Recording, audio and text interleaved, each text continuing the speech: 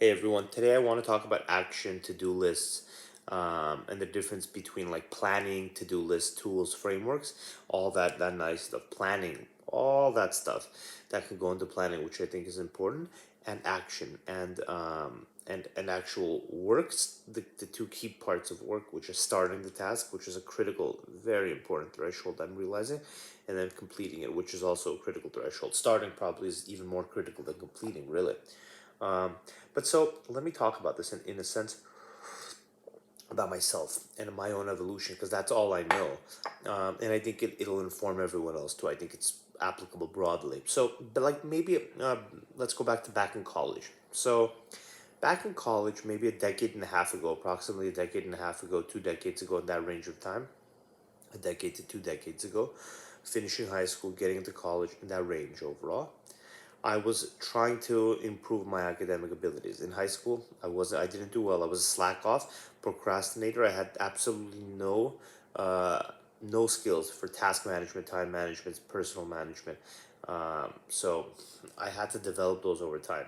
In college, I kind of still, no, I was still developing them for sure, but I at least had a clear concept or an idea of like what kind of person I want to become. In high school, I was just completely lost, but in college, at least I'm able to now look and say, okay, I want to get all my tasks done. I want to do these certain things. So I started using a to-do list, not Excel, but pure to-do list, just random to-do list, and I used all of them, and I used them all the time, and I realized one thing, that my problem was not that it wasn't with to-do lists, it wasn't with managing my tasks or organizing my tasks or having a calendar or somehow having a framework for my task. It wasn't that. Although that was useful, it was only marginally useful. My real problem was action.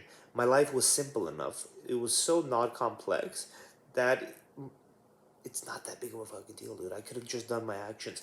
I was just a college kid with sometimes with a job, sometimes without a job.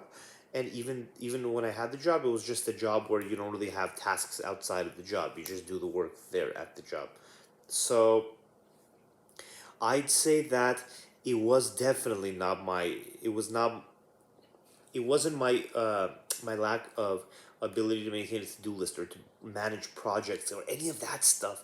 It wasn't my planning abilities that were weak, even though they were weak. Right? I had never developed those planning abilities. It was my abilities of action. It was my abilities of execution. Execution is an important topic. It's an important aspect. Action and execution. I had an execution problem. I couldn't execute. Period. So if you don't have that many tasks, and that's a relative thing, right? For someone, the current task load, or a particular task load could seem large for me, and it could seem tiny for an ultra productive person. Something that seems very large and daunting for you, for me, I would be able to do that very calmly and manage it very calmly. It depends on your mind, depends on your approach, depends if you've worked on becoming kind of a modern task oriented individual. But so in today's world, my execution has improved quite a bit. Not completely, but it's improved a lot. I'm much better on the action and execution front. I understand the importance of action and the importance of execution. I understand the medicinal and therapeutic nature of action. So I understand that now, and I think I still have a lot of work to do on the execution and task completion front, and the task starting front, and the procrastination front, and the anxiety front related to all that. I think that I have a lot more work to do on the planning phase. I think that at this stage, my life has become sufficiently complex for me, where I now have responsibilities in a larger set of domains, both work related responsibilities, then investing related responsibilities, where my responsibilities related to managing my own investment portfolio have become more complex. And then I've also seen obviously the importance of my own health oriented focus. I wasn't a very healthy person in years ago, and now I've become someone that understands the importance of health overall. So that is something that's another addition to this. Then there's people in my life that are now dependent on me in certain ways that I care about. I have tasks related to them as well. And then other projects like this YouTube channel, other projects and endeavors. Like, do you want to live a small life, or do you want to live a big life? Do you want to live a tiny life or a grand life? So that will impact the way you approach the world, and that will impact your projects. That will impact you going forward. What you have to realize is that there's different stages in terms of your ability to prioritize, to start and to finish tasks. Sometimes you're going to be in a very kind of hibernated state, like a state of hibernation, where you're not going to be a very task oriented person, a task completing person. If you could at that time take some time and do some really good planning, that would be useful. If you're the kind of person that's hardcore into planning, right? Which I'm not, which is interesting to me, that type of mentality, and I kind of want to learn from that and move towards that a little bit, not to an absurd degree, or an obscene degree, where I'm all about planning and not execution, but I do want to be better at planning, right? I don't have a time set in my week where I sit and plan out my week or my month or my year.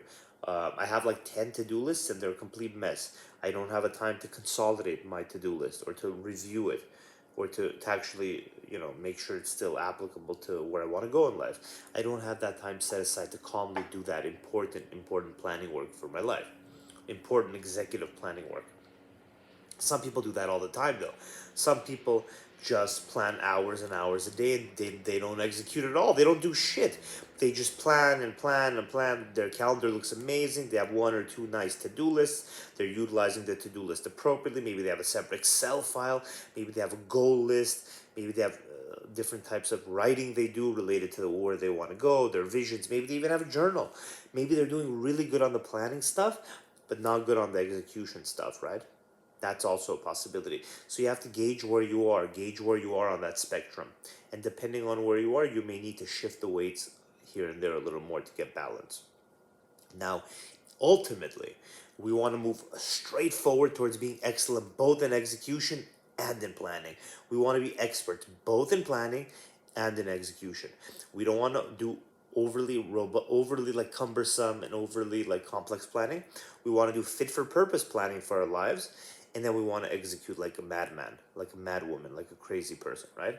To achieve our goals. It's hard to do, very hard to do.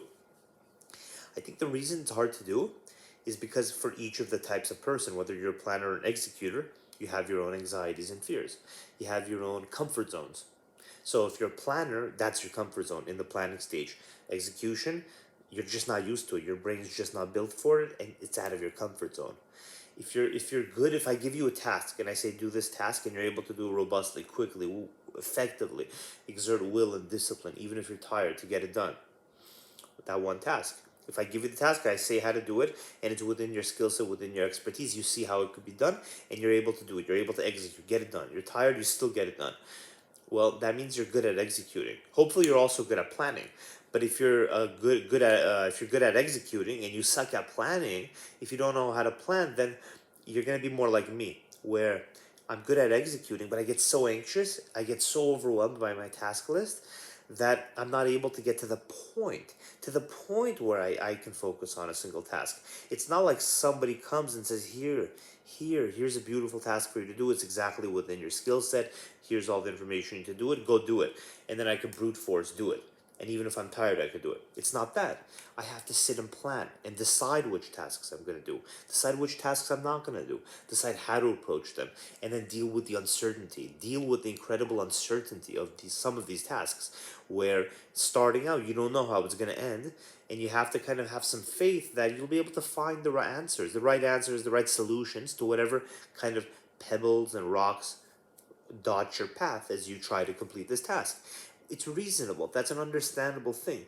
But if you don't focus on the planning, if you don't sit there like I don't most of my life, like I haven't most of my life, if you don't sit there and say, okay, let's see, what's the big picture of things? You have to sit there when there's no deadlines, when there's no pressure, when there's no emails or calls, when you're calm, when you could sit with a cup of coffee and just relax and plan out your life. Now like, I guess you could still be procrastinating on something and doing it. I wouldn't say that you have to handle everything before you do that, but it can't be like, if you have a report due in 5 hours and your boss is asking you like, when are you going to wrap up the report, you're not starting like to plan out your life. But if you take a weekend trip to an Airbnb, just you with your laptop and maybe a big monitor, and you do like some kind of big planning thing for yourself, whatever that is for you, that could be incredibly useful.